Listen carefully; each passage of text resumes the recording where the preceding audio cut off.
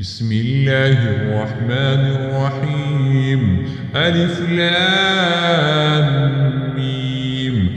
ذلك الكتاب لا ريب فيه هدى للمتقين الذين يؤمنون بالغيب ويقيمون الصلاة ومما رزقناهم ينفقون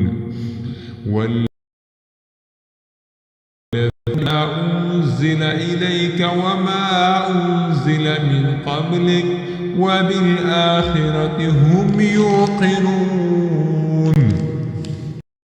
أولئك على هدى من ربهم وأولئك هم المفلحون.